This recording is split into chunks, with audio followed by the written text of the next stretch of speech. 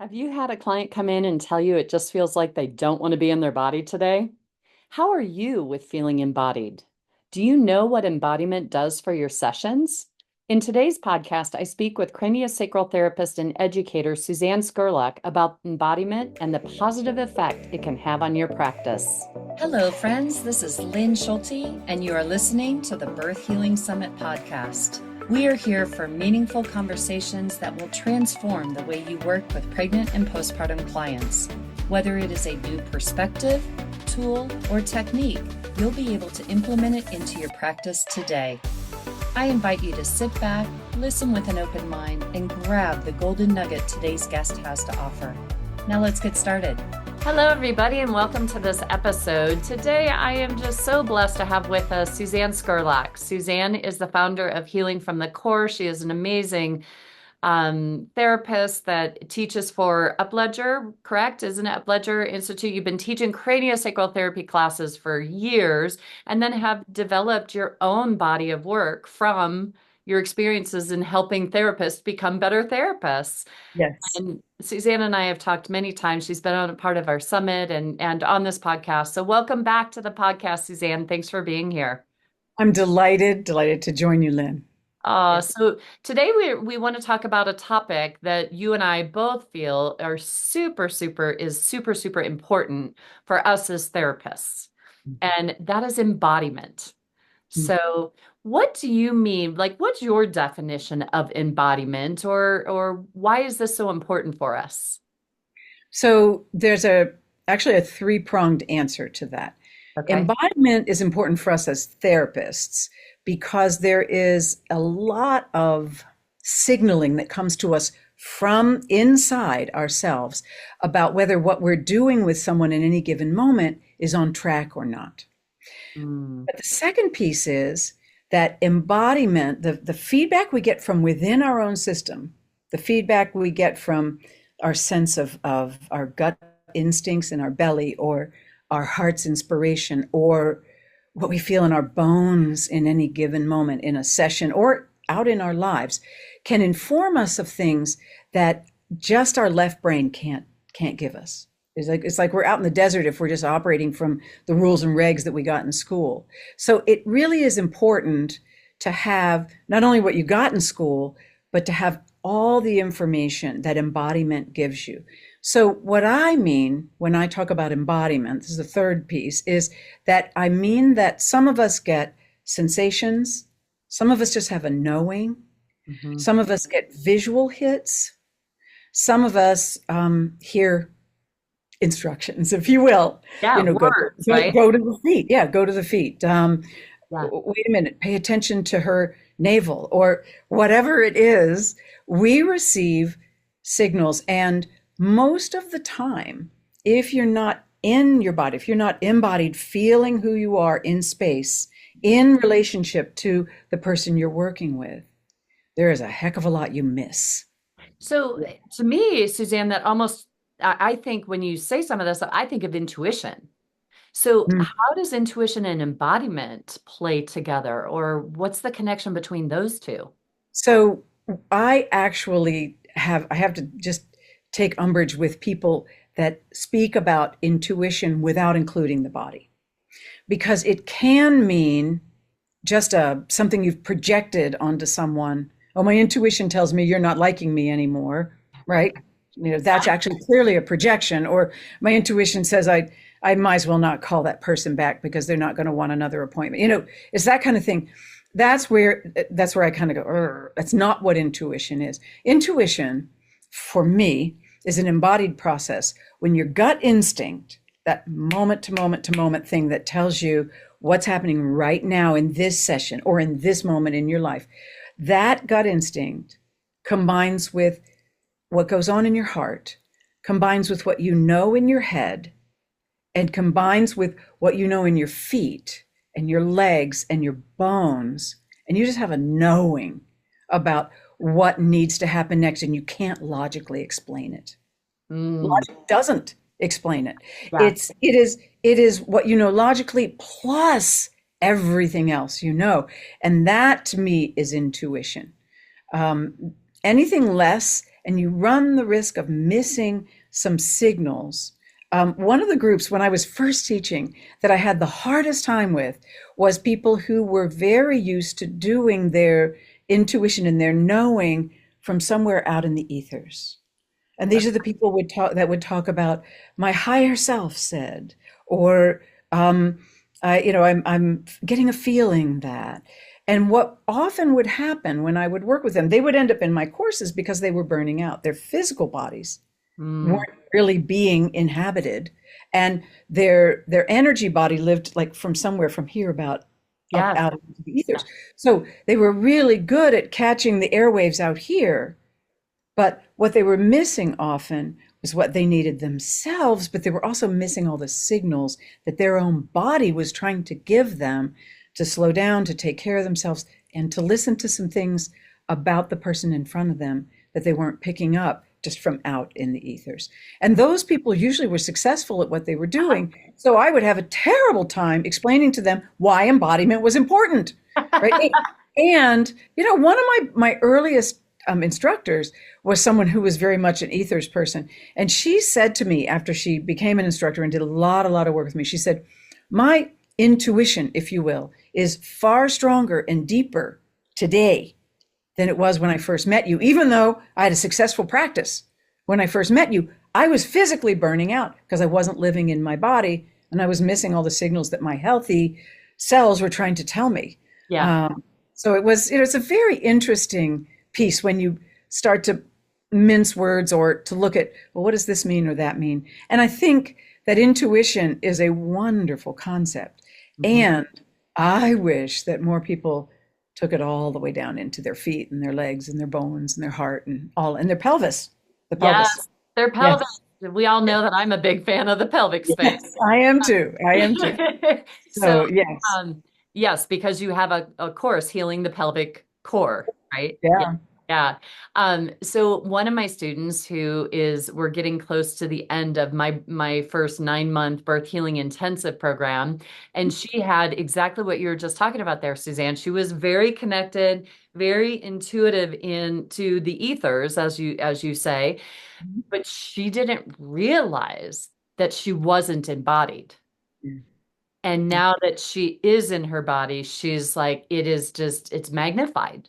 It's helped her in such a beautiful way to be, Bigger. present. Yes, More yes, present. yes.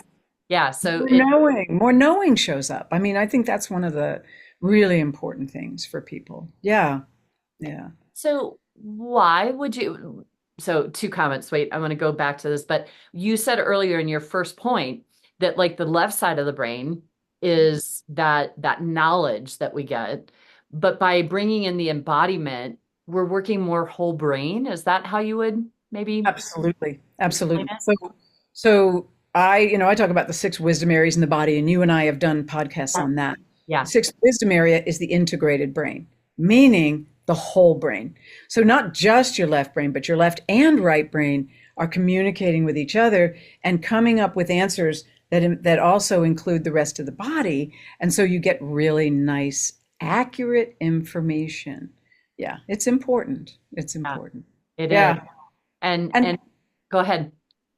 You had one more thing, and then I'm going to jump into. I forgot it already, so go for it. So one of the things I'm seeing today with people is that when you're embodied, you know how to have healthy boundaries and how to be grounded, because that when you're full, you know where you stop and the rest of the world begins. So you're able to say no to what isn't working for you. So I'll give you a practical example about this.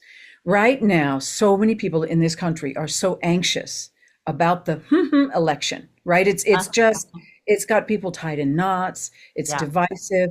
But one of the reasons it is because people don't know how to have boundaries around the amount of media that they take in. So they come home, they turn on the TV. They're in bed, they turn on the TV. They're up in the morning, they turn on the TV in the kitchen. They are bombarded with garbage and media that's actually intended to get them on tenterhooks. So they'll watch more. Well, guess what? That does horrible things for embodiment. It gets your anxiety in your body just all cooking. oh my God, can you believe he said that? That's not true. Et Yeah. cetera, et cetera, et cetera. And people then either space out and turn it off altogether, which is not a wise choice, by the way, or you can learn how to drop inside and say to yourself, it's not important to watch this, and I want to eat my breakfast in peace. Click and Yes. turn it off. Right. Learn how to have a diet of incoming information that truly feeds your soul, that gives you what you need. There are several great authors and Substacks and columns that I read that are fantastic. And that's what people say to me, do you watch TV? I said, no, I read my news. Yep. Sometimes I'll read bits from the newspaper, but even there, the headlines are oftentimes not what's in the article, and they're geared to get you revved up. So Yeah. one of the things I want to talk to you about today is that in today's world, the embodiment piece can help you bring down your anxiety level. Mm. And there's a lot of anxiety going on right now. The What? speed we go at technology wise, Yes. Yeah. the world, I mean, you just watch the Middle East go deeper and deeper into trouble. You're watching what's happening in politics in the United States. There are many, many things that are actually, it's reasonable to feel anxious.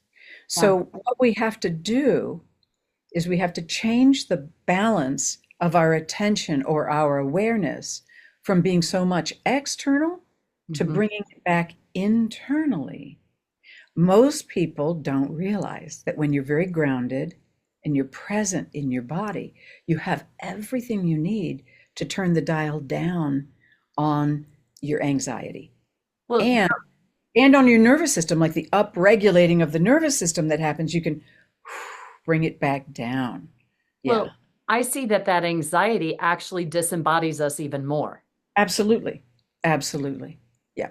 Because So, it's very unpleasant to have a gut that's in a knot. Who would want to hang out there? No.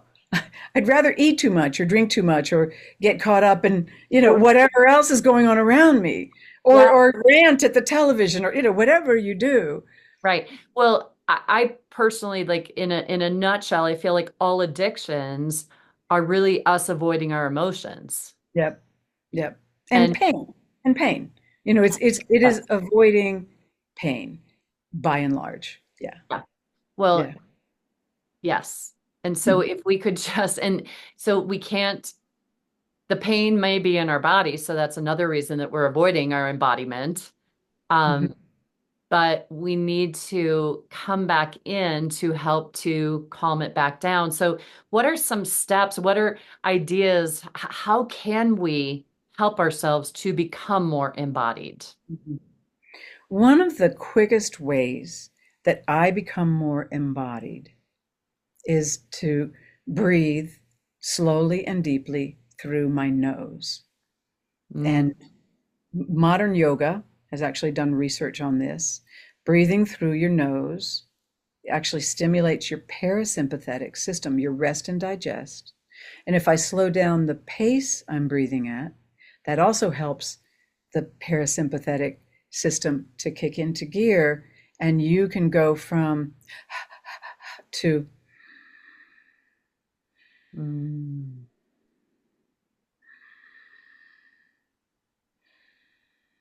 and suddenly you're watching the franticness out around you, and you're feeling like you're standing in a spacious temple.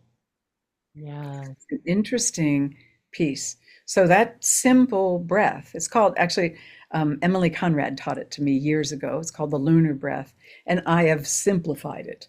She had a certain noise it had to make and different things, but the Yeah. truth is, breathing in and out of your nose slowly and easily at whatever pace works for you. It doesn't even have to be one of those square breaths that they teach you, 8 counts Right. in, Yeah. eight It counts is. out, Yeah. 8 counts out. Doesn't have to be that. It can be your normal pace, slowed ever so slightly so that it is relaxing, and just inhaling and exhaling through your nose. Now, Um, that is a simple, simple solution. Absolutely. Did you read the book Breathe by James Oh, Nestor? yes. And someone gave it to me, and I started it, and I left it somewhere, and I'm still trying to get back to it. But I assume that he talked about that in that book. It's so fascinating, everybody. I'm a big fan of this book because he did an experiment on himself, him and another guy, and he doesn't even have a background in physiology or the body or anything. I forget what his real job was, but Mhm. he got so fascinated by the breath and breath work. And he did all these experiments on himself where him and this other guy, they plugged up their nose for a week and they were only breathing out of their mouth. And daily they would take their blood pressure, their CO2, their like all these different markers, their pulse, oxygenation rate, all that stuff. Mhm. And like within a day or two, everything was just plummeting down. All those markers Oh, by just breathing out of your mouth. wow. And I think in that regard, they were going to do it for a full week. And if I remember correctly, I think they shortened it because it was so bad. And Right. so then they did the opposite and they taped their mouth shut and Mhm. they just breathe through their nose. And Mhm. within like hours, everything just started skyrocketing. I got, like all their markers Yeah, yeah. increased. And I have to say, I can feel and sense. It's almost like I sense like my brain is getting more oxygen when I breathe through my nose versus my mouth. Well, So and Dr. Upledger told us one time, and I don't know where he found this research, that nitric oxide is produced when you breathe through your nose. So that would make sense with the outcomes they saw and with the outcomes I feel when I breathe through my nose. yeah, I feel as though the oxygenation in my body, it's almost as though my lungs get bigger, bigger, yes, bigger in a good way. yep, And which means probably that the sensation is one of my bloodstream, my cardiovascular system relaxing and all of the capillaries expanding and everything that is a signal about health yeah, is increasing. yeah. So, yeah. Well, I love how it actually impacts that nervous system and can really help us to calm down. Mhm. And so, Suzanne, do you have any tidbits or any tips for those that are really disembodied, who know that they have a hard time connecting to their body?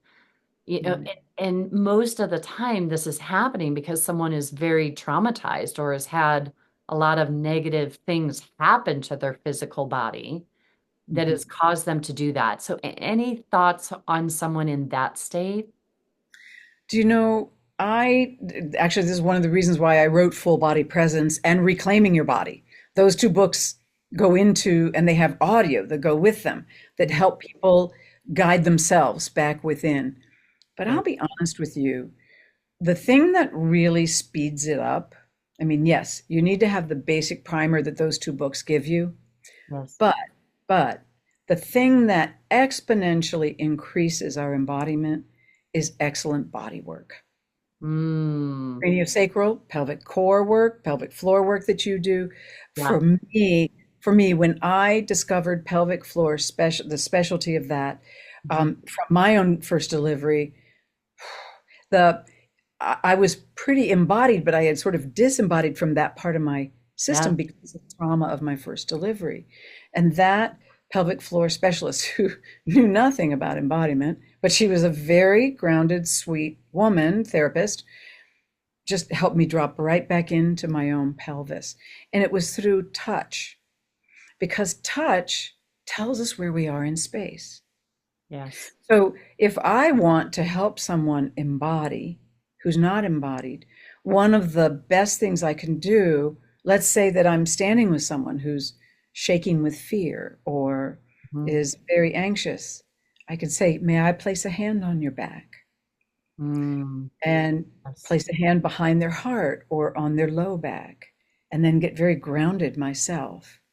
And it almost instantly just brings the anxiety down. The shaking will stop. The person's able to show up a little more. They can feel their back. Oh, here I am. Mm, Oh, I'm not dying. Uh, yes. and I think that, interestingly enough, the trauma that most of us hold in our bodies in different ways is crying out for someone to touch in a healing, non-invasive way. And when that occurs, Yeah. that trauma goes, someone's here. Oh, Yes. I can, I can start to heal. And it's amazing how that speeds up the process. And it is at its core what you do in the work that you do for women postpartum. And it's absolutely the core of what I do with craniosacral therapy and somato-emotional release and all that we do in the worlds that you and I travel in. And Yeah. we know this, and for us it's oh well, of course. But the most of the world doesn't know this. Right. So I'll give you an example. I had a woman come in 2 weeks ago. I see a lot of people with different kinds of chronic trauma. So, or let's see this trauma that creates chronic illness in midlife. So we're talking Parkinson's, we're talking rheumatoid arthritis, we're talking MS, glaucoma, all different kinds of things that are almost considered, well, they are autoimmune in nature, but it's from a system that's been worn down by trauma. So I had a woman come in who has been, she sat and talked to me before she got on the table, and she listed all the wonderful things. She has Parkinson's, all the wonderful things she was doing, and she wasn't getting any better. She had gone to a nutritionist, was doing a really healthy diet. She had gone to a naturopath and was doing all kinds of good homeopathic things. She was taking all the right supplements. She was actually working with a physician with some kind of therapy for her chronic Lyme. So, I mean, she had a lot of different things going on. And I said, in this whole list that you're giving me, I don't hear that you've ever really gotten on anyone's table and had any body work. She Mm. sat for a minute and she said, "You're right." And I said, "Then I think I can help you. Wow. I think I can help you because the missing piece is touch, healing touch. And it is so vital in today's world, so vital. And when you think about it, what you teach mothers in terms of bonding with their children and nursing and healing that pelvic floor of a mother who's gone through hell in a delivery is such a huge part of helping that bonding happen so that that child grows with healthy attachment and Right. then can show up in the world. Most of the ill health we're seeing today are people who don't have that kind of, they don't have access to their own gut to know that watching that idiot on television, that he's obviously lying. You want to turn the thing off. Your gut goes, what? Yeah. Huh? Yeah. People are eating dogs and cats because they don't look like us? Oh, come on, right? Like there's a way in which you kind of go, what? Yeah. How can you even believe that's true, right? It's like, so Right. there's but it's all done to generate fear in people who can't feel their own gut. See, the body has the capacity to Yeah. give you the signals to say this is the way to go and this is not. Right. I call it your yeses and your nos, your truths and your non-truths. And Yeah, we, when we're fully embodied, the body cannot lie. right, right. Our mind can. Yes, it can be confused for a little while or not know, but it's still giving you signals. And you Right. may be in your own mind going, what does that signal mean? Right? But Yeah. you're listening, you're paying attention. You're thinking, is it that I need more sleep? Do I need a chiropractic adjustment? Do I need a cranial treatment? Right. Do I need to Right. go see my PT because my pelvic floor is out of whack? Yeah. All of these things that you But can ask. what I mean by that, Suzanne, when I'm working with someone Ah, with my hands on the body, mhm. I can tell the yeses and the nos. Like, so the body can't lie when you are tapped into it and you're touching it. Yeah. You can feel the release, the relaxation when it's the truth. You can Mhm. feel nothing change when it's not their truth. So Right. as a practitioner working with someone, that is what I mean by it cannot lie to us Right. when we're able to tune into it. I love how you took that for us as our own being and trying to get in touch with our yeses and no. That's one of the things I love helping my clients figure out for themselves, like helping them appreciate the nuances of what a yes feels like in their body versus what a no feels like in our body. And that is a skill that we can all learn to strengthen so that our body can guide us. And that gut contraction of ugh Mhm. is a Yeah. no. Yeah. And our heart expansion and softening or whatever, that could be our yes. So everybody has their own unique Mhm. yeses and nos in their bodies. And I love how you said that. We all have our own unique signals, Mhm. and Mhm. we can grow those so that we can be more tuned into our body. And I love everything that you're saying. I just absolutely adore your work and everything. Guys, please check out Suzanne's courses. They're incredible. All of them are incredible. You Um, know, I have one more thought though about this. So you have the yes, that's uh-huh. where the body is going, yeah. And when that occurs, you know, like when you have your hands on someone, that you have a presence that's large enough, deep enough that you're creating safety for them to get that yes, Yeah, right? yeah, Sometimes we'll come up against something that's so traumatic for someone, it's like a bundled up energy cyst that they can't. It will contract or it will go still on you. And they can't access it unless I know how to beef up my presence so yes. that I am safe enough to hold even this big piece.